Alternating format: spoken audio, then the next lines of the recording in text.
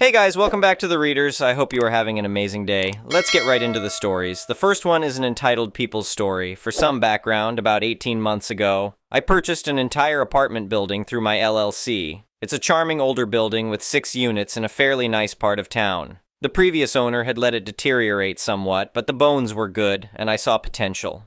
I've always been interested in real estate, and after years of saving and planning, this was my first major investment property. I'm not some flashy property mogul type. I'm pretty hands-on with maintenance and improvements, and I actually live in one of the units temporarily while overseeing renovations. My long-term plan is to restore the building to its original charm while making it more energy efficient. Most of my tenants don't even realize I own the whole building. They just think I'm the property manager who happens to live on site.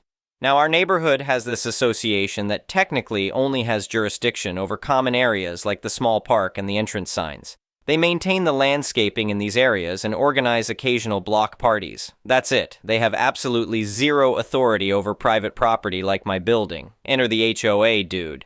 This guy apparently appointed himself as the neighborhood watchdog about 5 years ago. He walks around with a clipboard and measuring tape like he's some kind of building inspector. My tenants had warned me about him. They said he was always finding violations that weren't actually violations. I'd smile and nod, thinking I'd never have to deal with him since my property isn't under his jurisdiction. Oh, how wrong I was. Last month, I finally got around to replacing the window in my unit. The old one was single-pane, drafty, and inefficient. The new one is a high-quality triple-pane window that matches the building's aesthetic but is far more energy efficient. It was on the side of the building, not even visible from the main street. 3 days after the installation, I found a notice taped to the building's front door. It was printed on official-looking letterhead with violation in bold red letters across the top. According to this notice, I had made unauthorized alterations to the building exterior without proper approval from the Architectural Review Committee. It demanded that I restore the window to its original state within 7 days or face daily fines. At first, I thought it was a joke. The notice was addressed to current occupant owner of Unit 3, which showed he didn't even know who I was. More importantly, this guy had no authority whatsoever over my property. I was tempted to just ignore it, but I decided to address it directly to prevent further harassment. The next day, I spotted HOA dude on one of his patrols around the neighborhood. He was wearing khakis, a polo shirt with the neighborhood logo embroidered on it, and had his trusty clipboard tucked under his arm. I approached him casually. "Hey there, I received this notice about a window replacement at my building. I was wondering if we could talk about it." He looked me up and down, clearly trying to place who I was. "Are you the tenant in Unit 3? "I live in Unit 3, yes," I replied, deliberately not clarifying my status. He puffed up like a peacock. "Well, then you're the one who installed that non-conforming window. It clearly violates Section 8, Paragraph 4 of our community standards regarding architectural harmony." I kept my tone friendly but firm. "I'm a bit confused. Could you show me where in the bylaws it states that your association has authority over individual windows in my building?" he scoffed. "I've been on this board for almost 7 years. I know the rules better than anyone. All exterior modifications must be approved by the committee. That's basic HOA 101. "But my building isn't actually part of your HOA, I pointed out. "The association only governs common areas." His face reddened.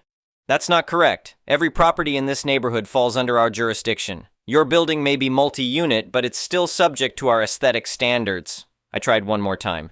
"Could you please provide me with the specific documentation that gives your association authority over my property?" "Listen," he snapped, clearly annoyed that I was questioning him. "I don't have time to educate you on how HOA work. The rules are the rules. That window is non-conforming and needs to be removed. Period. If you don't comply, the fines will start at $50 per day and increase from there. We can even place a lien on your property if necessary." At this point, I realized there was no reasoning with him. "I'll look into it," I said vaguely, and walked away. Over the next week, HOA dude escalated his campaign. Every morning, there would be a new notice on my door, each with an increased fine amount. He started photographing the window from the sidewalk. Once, I even caught him in the building's parking area with his measuring tape, apparently documenting the window's dimensions. He also started talking to my tenants. One of them, an elderly woman who had lived there for years, told me he had asked her if she had concerns about the unauthorized modifications to the building. Another reported that he had tried to get them to sign some kind of petition against irresponsible property alterations. 10 days after the initial notice, I received a certified letter marked "Final Warning." It stated that due to my continued non-compliance and flagrant disregard for community standards, the matter would be escalated to appropriate enforcement channels. The letter threatened legal action and something called forced remediation, where they would hire contractors to remove my window and replace it with one they deemed appropriate, then bill me for the cost plus administrative fees. I had to laugh at the absurdity of it all. The guy had absolutely no authority, yet was threatening to send contractors to modify my property without my consent. That's not how any of this works. I figured the matter would eventually die down when he realized I wasn't going to comply with his ridiculous demands. I was wrong. The following Saturday, I was doing some yard work when a police cruiser pulled up in front of my building. HOA dude was standing on the sidewalk, clipboard in hand, looking smugly victorious. He had actually called the police over a window. The officer who stepped out looked professional but slightly annoyed. I put down my gardening tools and approached them. Before I could say anything, HOA dude launched into his spiel. Officer, thank you for responding so quickly. This individual has been deliberately violating community standards by installing an unauthorized window. I've issued multiple notices over the past 2 weeks, but he refuses to comply. I'm concerned about the structural integrity of the building and the safety of other residents. The officer looked at me. Sir, do you live in this building? Yes, in Unit 3, I confirmed. HOA dude interjected. He's made modifications without proper authorization. It's a clear violation of our covenants. The officer turned back to me. Have you been notified about these alleged violations? I've received several notices, yes, I admitted. But there seems to be a fundamental misunderstanding here.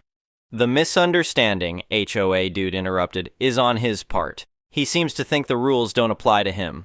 I took a deep breath, remaining calm. Officer, the misunderstanding is that this gentleman believes his neighborhood association has authority over my building. It doesn't. More importantly, he doesn't seem to understand that I own the entire building. There was a moment of silence. The officer looked puzzled. You own the whole apartment building? Yes, I confirmed. I purchased it through my LLC about 18 months ago. I've been living in one of the units while overseeing renovations. I have all the documentation if you'd like to see it. HOA dude's face went through a remarkable transformation. First disbelief, then confusion, followed by the dawning realization that he had massively overstepped. But the HOA rules still apply, he sputtered. The building is in our neighborhood. The officer, to his credit, remained professional. Sir, if he owns the building and the building isn't legally part of your HOA, then you have no authority to dictate what windows he can or cannot install. That's not... HOA dude was now visibly flustered. The aesthetic integrity of the neighborhood is not a police matter. The officer cut him off. This is a civil issue at best, and from what I'm hearing, you may not even have standing to raise the issue. I suggest you consult with your HOA board and possibly an attorney before taking any further action. HOA dude's face had turned an impressive shade of red. He clutched his clipboard like it was a shield. But I've already issued fines. There are daily penalties accruing. The officer sighed. Those fines are not enforceable if you don't have jurisdiction. Sir, I strongly advise you to stop harassing this property owner about his window. If you continue, he could potentially file a harassment complaint against you. With that, the officer thanked me for my time and returned to his cruiser. HOA dude stood there for a moment, looking deflated, before turning and walking away without another word. I thought that would be the end of it, but I knew better than to underestimate the persistence of someone whose perceived authority had been challenged. Sure enough, 3 days later, I received an envelope containing a formal letter from the Architectural Review Committee of the Neighborhood Association. It acknowledged that they had received information that I was the owner of the entire building, but maintained that all properties in the neighborhood were still subject to community standards, regardless of whether they were formally enrolled in the association. The letter again demanded that I remove the window. This was getting ridiculous. It was time to teach HOA dude and his association a lesson about overstepping boundaries. I contacted my attorney, who specializes in real estate and property law. After reviewing the situation, she drafted a cease and desist letter. The letter was comprehensive and crystal clear. It stated that my property was not legally part of their HOA and never had been. The association had no legal authority over my building or any modifications I chose to make to it. The fines they had attempted to levy were null and void. Their continued harassment constituted interference with my property rights. Any further attempts to dictate what I could do with my own property or to contact my tenants regarding association matters would result in legal action. I had my attorney send copies to HOA dude, each member of the board, and the association's registered address. I also requested a formal retraction of all violation notices and a written acknowledgement that they had no jurisdiction over my property. The response was swift. Within 48 hours, I received an email from the actual president of the association, not HOA dude, apologizing for the misunderstanding and clarifying that my building was indeed not subject to their regulations. The email explained that the board member in question, they didn't name him, but obviously it was HOA dude, had exceeded his authority and was acting independently without board approval. It turned out that HOA dude wasn't even the association president or vice president. He was just a regular board member who had appointed himself as the compliance officer, a position that didn't officially exist. Several other property owners had apparently complained about him in the past, but the board had been reluctant to rein him in because he was willing to do work that no one else wanted to do. I could have let it go at that point, but I felt there needed to be some accountability. After consulting with my attorney again, I decided to attend the next association meeting, which was open to all neighborhood residents. The meeting was held in the community room of the local library. About 20 people were present, including HOA dude, who sat at the front table with the other board members, deliberately avoiding eye contact with me. During the open forum portion of the meeting, I stood up and calmly recounted the events of the past few weeks. I made it clear that I wasn't there to cause trouble, but to ensure that what happened to me didn't happen to anyone else. I presented copies of the violation notices, the threatening letters, and photographic evidence of HOA dude trespassing on my property to take pictures and measurements. I understand the importance of maintaining neighborhood standards, I concluded, but there's a difference between upholding community values and harassing property owners over things you have no authority over. This type of behavior reflects poorly on the entire association and could potentially expose it to legal liability. What happened next surprised me. Several other residents stood up to share their own experiences with HOA dude. One woman described how he had demanded she remove a small vegetable garden from her backyard. Another told about being harassed over the color of her front door, which had been the same color for 15 years before HOA dude decided it was non-conforming. The board president, looking increasingly uncomfortable, finally addressed the situation. We appreciate these concerns being brought to our attention. The board will review these matters and take appropriate action to ensure that association representatives act within the scope of their authority. HOA dude sat silently through all of this, his face alternating between red with embarrassment and white with anger. A week later, I received a formal letter from the association. It contained a written apology for the harassment, confirmation that my property was not subject to their regulations, and something I hadn't expected. Notification that HOA dude had been removed from the board due to repeated instances of exceeding authority and misrepresenting the association. The letter was signed by all remaining board members. I later learned from one of my tenants that HOA dude had been asked to resign after several other property owners threatened to take legal action similar to mine. Apparently, my standing up to him had opened the floodgates, and years of pent-up frustration with his tactics had finally boiled over. As for me, I continued with my renovation plans. The window that started all this trouble remains in place, one of many improvements I've made to the building. I've since replaced all the windows with the same energy-efficient model, painted the exterior a fresh color, and added some tasteful landscaping. The building is now one of the nicest on the block. I occasionally see HOA dude around the neighborhood. He no longer carries his clipboard, and he crosses the street when he sees me coming. I heard he's moving soon, something about finding a neighborhood with proper standards. The most satisfying part? Last month, my building won the association's Property Improvement Award, a small plaque and gift certificate to a local garden center. I displayed the plaque prominently near the front entrance, right next to a custom sign I had made that reads, "Proudly Owner Maintained." Sometimes, you have to stand your ground when someone tries to steamroll you with made-up authority. In this case, teaching HOA dude a lesson didn't just benefit me, it freed an entire neighborhood from years of petty tyranny, and all because of one window. The next one is a pro-revenge story. I live in Asia and just purchased a new house. Now, the previous owners were family friends who needed cash urgently and haven't been living in my country for nearly 3 years. So I got it for a great price in the middle of the capital city. The sale was finalized at the start of this month and I moved in right after. The house was definitely a fixer-upper as the previous owners had left mid-renovation and the main door was locked with just a padlock, not even a door lock. The house had no gate, meaning anyone could just walk right on in. The first day I moved in, someone's bike was parked in the garage. I just parked it on the road on the same day I had a gate installed. An angry man was knocking on my gate later and I didn't bother answering, but through my window I could see him giving up and taking the bike after 15 minutes. So, already I wasn't digging the neighborhood.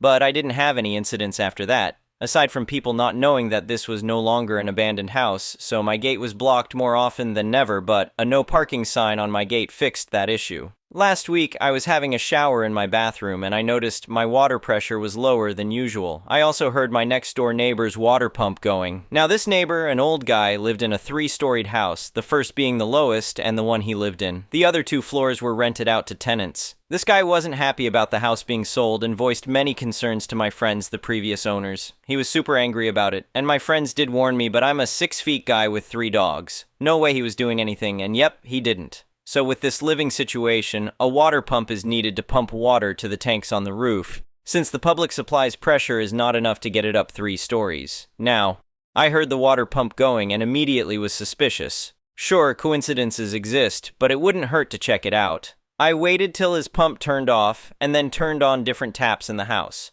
Sure enough, the pressure was back to normal. This made me even more suspicious, but if he was stealing water, it also made sense. The water bills had been going up over the years this house wasn't lived in, but the house also had some water leaks. So it was chalked up to that, even if the bills were too high to be caused just by leaks. Now it's starting to make sense. At some point in the last 3 years, this old miser thought he'd save the cost of paying for water, and waltzed into the property and is siphoning water from my lines. I couldn't find where exactly he was siphoning water from, but after checking my pressure multiple times, I was pretty sure. So I sat on it for a few days, thinking if I should confront him, go the legal path, or just let it be. Now, water in my country is very cheap. My total bill, even with washing 3 animals, a car every week, and watering my garden only costs like $5 per month, even with the neighbor also stealing some of it. But it wasn't about how much I was paying or who was paying for it. It's about entitled old people who think that they're deserving of using other people's resources without paying for it and then getting away with it. It didn't sit right with me, and I really wanted to teach him a lesson. What I did was really simple. I just turned off my water from the mains. I wouldn't have to break into his property, nor would I be breaking any laws. It was the best way of getting back at him without needing to even lift a muscle. So on Monday, just 4 days ago, I waited till the pump flicked on and turned off the supply. Now, the way household tanks work in my country is that there's a ball valve in the tank which detects the level of water and turns on the pump. If the level doesn't increase, the valve stays open, which electronically sends a signal to the pump to stay on until the level gets to a point at which the valve closes and also shuts off the pump. However, the level wasn't increasing, and anyone knows that starving a pump of water isn't a good idea. This way, my expectation was that I'd burn out his pump and cause issues with his tenants.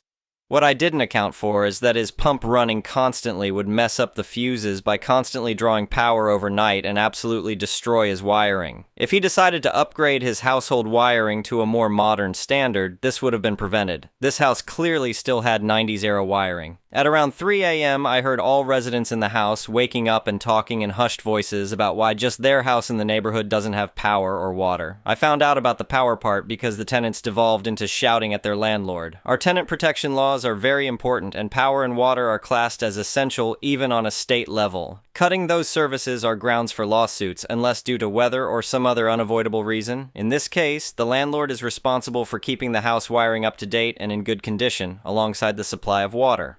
So the tenants were not happy, and one of them immediately moved out 2 days later when it was informed that water and power will not be returning the very same day this happened. Both tenants in the 2 floors lodged a complaint with the police, and if a person is in clear breach of laws, the police have the authority to fine or penalize the person without a court judgment. It can be challenged in court if the person thinks that they were unfairly penalized, but they still have to pay the fines, and will only be refunded if and when the court finds the fines unlawful. So now, the landlord lost both tenants and has to pay a fine of $500, which is a lot of money in our country. He also has to refund the security deposits of both tenants and cannot rent out until both issues are fixed, which will cost him more money. As of right now, he's moving out on Sunday to his daughter's place since he cannot afford to live alone. The tenants were his only source of income, and he's a retired mechanic, so he has no other income. He did find out why the motor kept drawing power, overloaded the wiring, and burned out. He came by to my gate and asked me if I turned off my water, and I said, oh yeah, my tank had a new leak on a pipe, and I turned it off till the next day until the plumber came by to fix the issue. Y'all, the look on his face.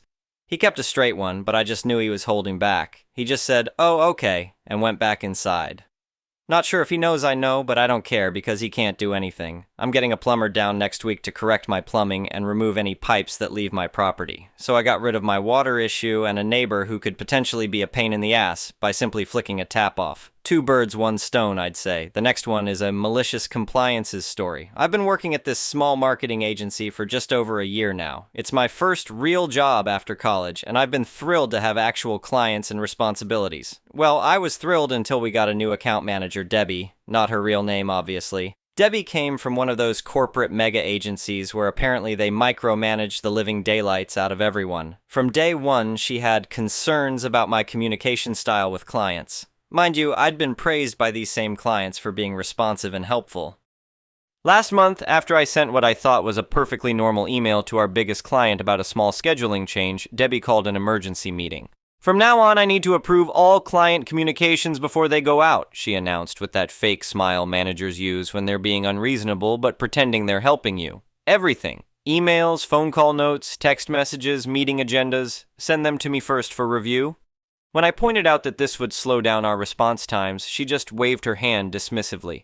It's about quality control. Better to be right than fast. Fine. You want all communications? You got it. I started that very afternoon. Every single thing.